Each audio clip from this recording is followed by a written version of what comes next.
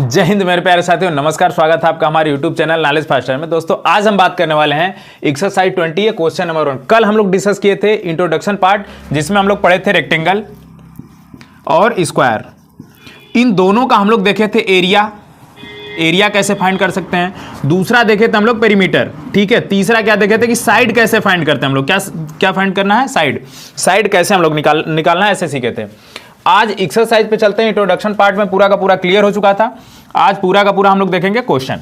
तो चलिए question number 1 पे चलना है।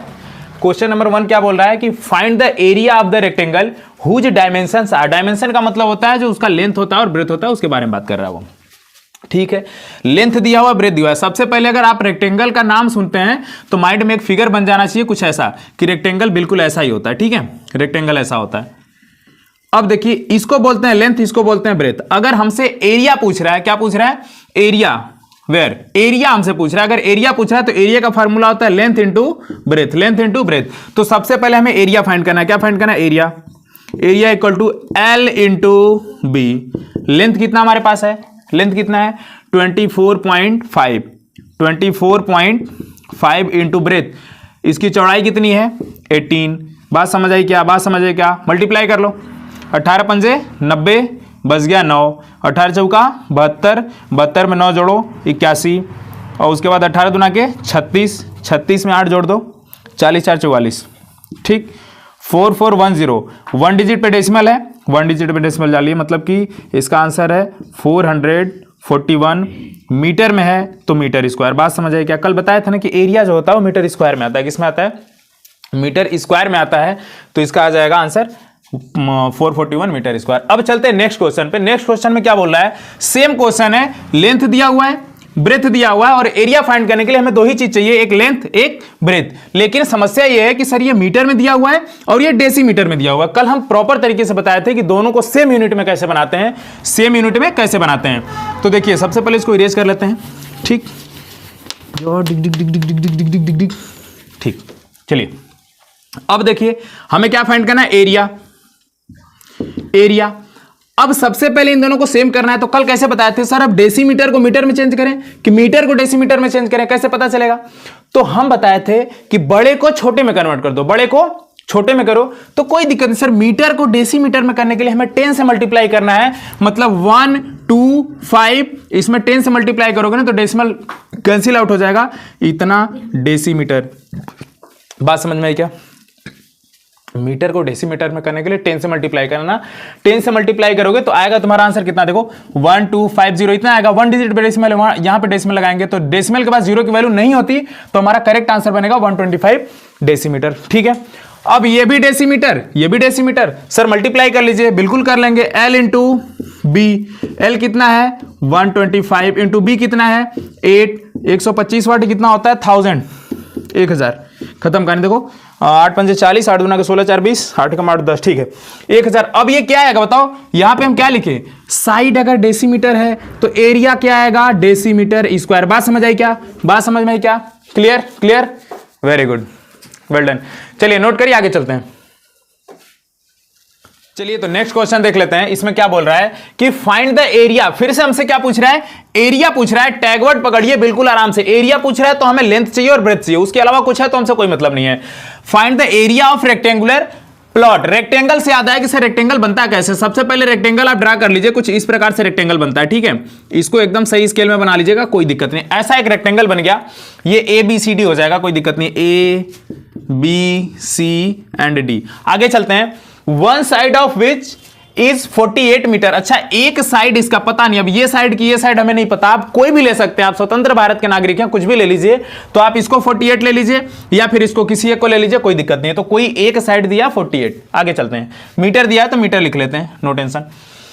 And it's diagonals. अच्छा, डायगोनल्स दे रखा है, इस बार दूसरी साइड नहीं दिया है डायगोनल्स, तो डायगोनल्स यहां से बना लेते हैं हम कुछ इस प्रकार से, ऐसे। ये AC जो होता है उसको बिकर्ल और डायगोनल्स बोलते हैं, ओके। Is 50 metre. अच्छा, ये दिया है कितना 50 मीटर, कोई दिक्कत नहीं, लिख लिया हमने।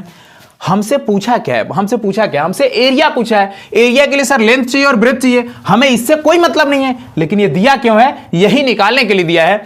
बताओ, अगर ब्रेथ नहीं रहेगा ब्रेथ नहीं मिलेगा तो हम एरिया कैसे फाइंड करेंगे? नहीं फाइंड करेंगे। लेकिन रेक्टेंगल में एक खास बात है कि रेक्टेंगल का सर जो एंगल बनता है, यहां पे कॉर्नर पे एंगल बनता है 90 डिग्री बनता है, और अगर इस पार्ट को मैं छुपा लूं तो ये एक राइट एंगल ट्रायंगल बन रहा है। और राइट एंगल ट्रायंगल में किसी भी साइड को फाइंड करने के लिए अगर दो साइड दिया है, तीसरा पता करना है ना, तो उसमें कौन सा थ्योरम लगता है? पाइथागोरस थ्योरम लगता है। कौन सा लगता है? पाइथागोरस थ्योरम लगता है। तो इसमें कल हम बताए थे कि अगर एक साइड गायब है तो उसको निकालेंगे कैसे? तो सबसे पहले हमें ब्रेथ निकाल लेना है। क्या निकालना है? ब्रेथ। तो उसमें बताए थे कि बड़े वाले साइड का स्क्वायर, बड़े वाले साइड का स्क्वायर इक्वल टू छोटे वाले साइड का स्क्वायर प्लस फिर से छोटे वाले साइड का स्क्वायर। इसको एक्स मान लेते हैं, कोई दिक्कत नहीं है, एक्स मीटर मान लो। तो एक्स का स्क्वायर किसका हो जाएगा? एक्स का स्क्वायर। अब देखो इसका स्क्वायर, इसका स्क्वायर। अब क्या करते हैं? 50 स्क्वायर इधर आएगा तो -48 square equal to x square. अब देखो दो तरीका हमारे पास करने का है, दो तरीका है। एक तो एक काम करो कि इसका स्क्वायर कर लो, फिर इसका स्क्वायर कर लो, दोनों को घटा लो, तब भी आंसर सेम आएगा। या तो एक तरीका है a² - b² करने का तरीका, दोनों को एक बार जोड़ लो, एक बार घटा लो। एक बार जोड़ो, इन दोनों को अगर एक बार जोड़ेंगे तो कितना आएगा? बताओ कितना आएगा? 98। कितना आएगा? 98 आएगा। सही है क्या? जोड़ेंगे तो 8 और 5, एक बार जोड़ लो और एक बार क्या कर लो? घटा लो, तो 50 - 42 आएगा। बताओ कोई दिक्कत? एक बार जोड़ लो, एक बार घटा लो, मल्टीप्लीकेशन आसान बन जाएगा। अगर स्क्वायर में आएगा a² - b² का होता है a प्लस बी जोड़ दिए, a - b घटा दिए, बात खत्म। आप मल्टीप्लाई कर सकते हो, कोई दिक्कत नहीं है। अब देखो इधर क्या बच गया? X square. अब आपको पता है, एकदम प्रॉपर तरीके से पता है, आप चाहो तो मल्टीप्लाई कर लो इसका। 2 8 जा 16, 2 9 जा 18, 18 + 1 19, 196 equal to x square. Square है, हमें एक्स की वैल्यू चाहिए, तो कल बताए थे अगर स्क्वायर आ जाए तो रूट ले लीजिए दोनों साइड। यहां से सिंगल एक्स निकल जाएगा। 196 किसका स्क्वायर होता है? किसका स्क्वायर होता है सर? 14 का होता है। किसका होता है? 14 का होता है। तो यहां से एक तो 14 निकल के आएगा, तो एक्स की वैल्यू कितनी निकल गई? 14। मतलब ये निकल के आ गया 14 मीटर। कितना निकल गया? 14 मीटर। बताओ बात समझ आई क्या? बात समझ में क्या? सर लेंथ में मिल गया, ब्रेथ मिल गया, हमें निकालना क्या? एरिया निकालना है। हमें ये तो निकालना नहीं था, हमें एरिया फाइंड करना है। क्या फाइंड करना है? एरिया। एरिया का फार्मूला सर बिल्कुल याद है sir, area equal to length into breadth. Length कितना है? 48 इंटू ब्रेथ कितना है? 14। मल्टीप्लाई करिए,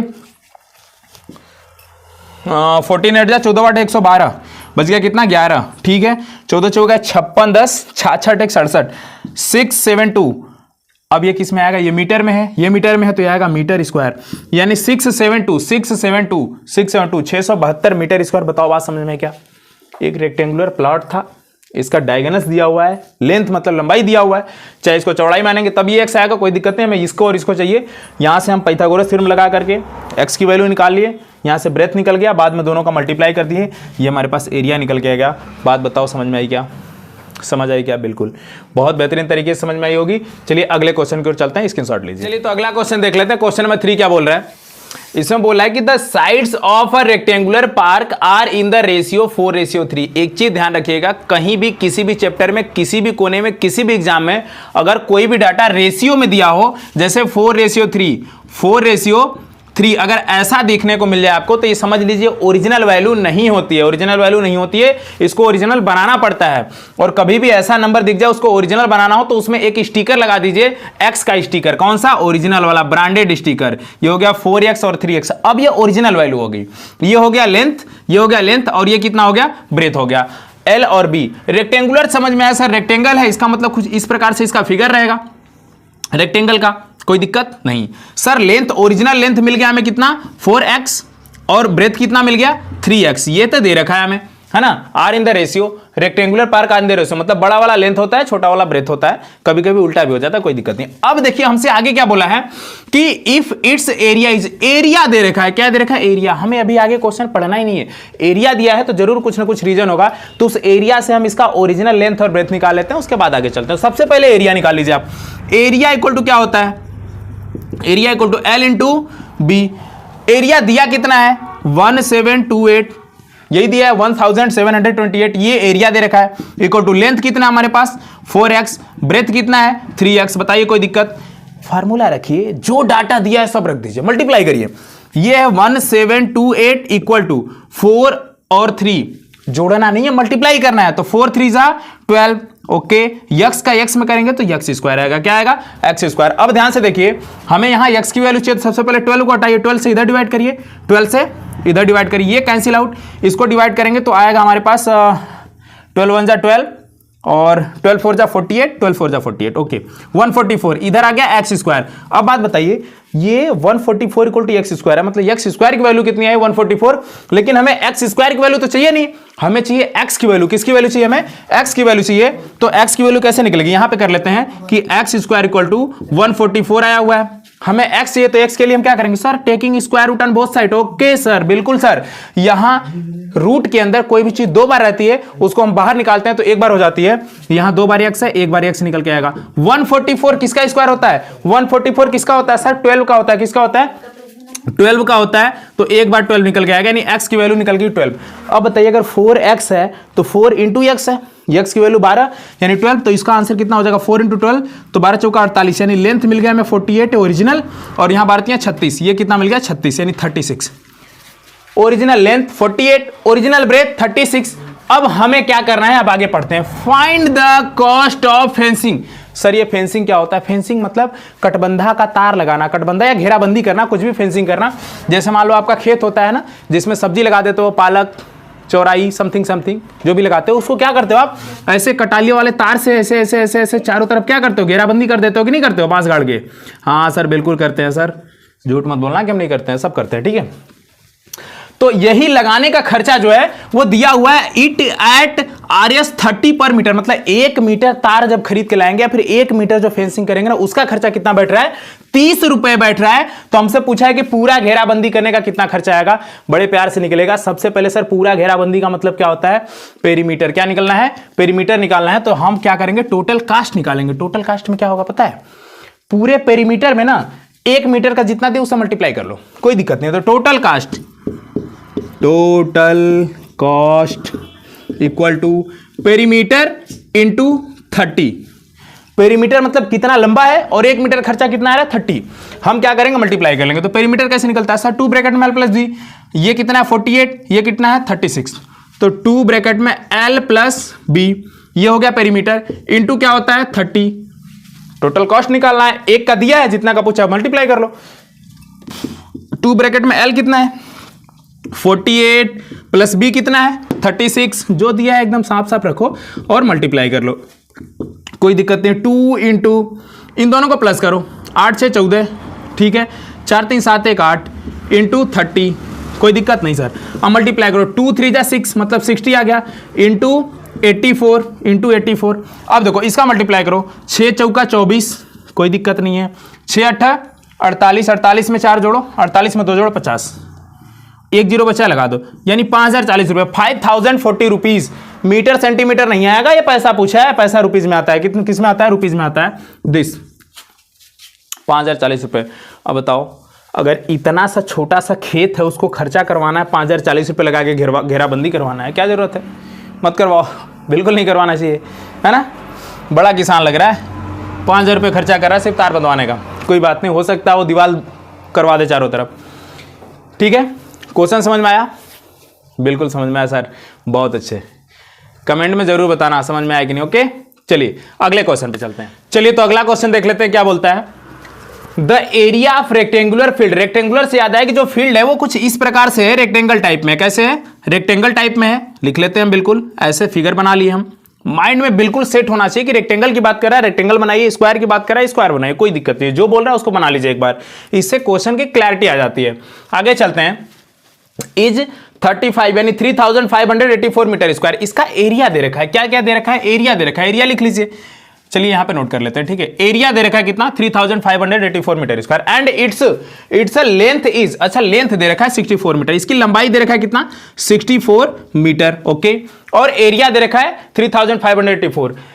a boy runs around the field, अच्छा इस फील्ड के चारों तरफ मान के चलो ये कुछ एरिया है, इसको चारों तरफ ये रास्ता है। अब इसके चारों तरफ एक लड़का जो है वो दौड़ता है, क्या करता है? दौड़ता है इसके चारों तरफ at the rate of 6 kilometre per hour. अच्छा उसकी स्पीड दे रखी है, लड़के की स्पीड दे रखी है, स्पीड दे रखी है कितना? 6 किलोमीटर पर आवर। अच्छा इसकी स्पीड है 6 किलोमीटर पर आवर, मतलब 1 घंटे में 6 किलोमीटर दौड़ता है। इस लड़के की स्पीड है। How long he take to go 5 times around it, इसके 5 चक्कर, 1 चक्कर, 2 चक्कर, 3 चक्कर, 4 चक्कर और 5 चक्कर, इसके 5 चक्कर लगाने में उसको कितना समय लगेगा, हमसे समय पूछा है। तो समय बराबर होता है दूरी बटे चाल। ठीक है, दूरी बटे चाल। इसको आप लिख सकते हैं time equal to distance upon में speed. Okay, time equal to distance upon में स्पीड। यहां से हम लोग क्वेश्चन को करेंगे तो सबसे पहले टाइम निकालने के लिए हमें डिस्टेंस चाहिए कि 5 चक्कर में कितना डिस्टेंस कवर कर रहा है। ठीक है, और स्पीड चाहिए, स्पीड दे रखा है। हमें क्या चाहिए, हमें डिस्टेंस चाहिए, सिर्फ और सिर्फ क्या चाहिए, डिस्टेंस चाहिए। वो भी कितने, 5 चक्कर का, 5 टाइम्स 5 चक्कर चाहिए। तो एक चक्कर में कितना होता है पता कर लेते हैं, उसके बाद उसमें क्या कर लेंगे, 5 से मल्टीप्लाई कर लेंगे, तो 5 चक्कर का डिस्टेंस पता चल जाएगा। तो सर एक चक्कर पता करने के लिए हमें क्या करना होगा, बताया गया है क्या करना होगा, पेरीमीटर निकालना होगा। लेकिन पेरीमीटर निकालेंगे सर क्या चाहिए, लेंथ और ब्रेथ चाहिए। ब्रेथ तो है ही नहीं, क्वेश्चन को समझो बिल्कुल आसान लगेगा। ब्रेथ है नहीं, ब्रेथ कहां से निकलेगा सर, दिया हुआ है टैग वर्ड, क्या दिया हुआ है, एरिया दिया हुआ है। क्या दिया हुआ है, एरिया दिया हुआ है। तो एरिया इक्वल टू क्या होता है बताओ, area equal to length into breadth. अगर लेंथ निकालना हो ब्रेथ से डिवाइड कर दो, ब्रेथ निकालना हो लेंथ से डिवाइड करो, कोई दिक्कत नहीं है। तो ब्रेथ इक्वल टू क्या निकलेगा, ब्रेथ इक्वल टू एरिया अपान में लेंथ। एरिया कितना है हमारे पास, एरिया कितना है 3584। ओके, नीचे लेंथ कितना है 64, लेंथ कितना है 64। 8 से डिवाइड करें क्या, 8 से डिवाइड कर लेते हैं। ठीक है, 8 8 जा 64, 8 से कर लो, 8 चौका 32, 3 बच गया 35, 32 3 35 38, 8 पंजे 40, 8 चौका 32, फिर से हो गया 8 चौका 32, कितना बच गया 6, 8 वाटे 64। ओके, 8 वाटे 64, ये फिर 8 से कट जाएगा, हाँ बिल्कुल, 8 पंजे 40, 8 छक्का 48, ठीक है 56, 56। यानी ब्रेथ कितना निकल के आ गया 56। बताओ बात समझ में आई क्या, इतना मीटर, मतलब ये 64 है, ये कितना हो जाएगा 56। अब लेंथ मिल गया, ब्रेथ मिल गया, हमें क्या चाहिए सर, डिस्टेंस चाहिए। कैसे, 5 टाइम्स वाला। तो हम क्या करेंगे, एक बार पेरीमीटर निकालेंगे, उसमें 5 से मल्टीप्लाई करेंगे। तो हम क्या लिखेंगे, टोटल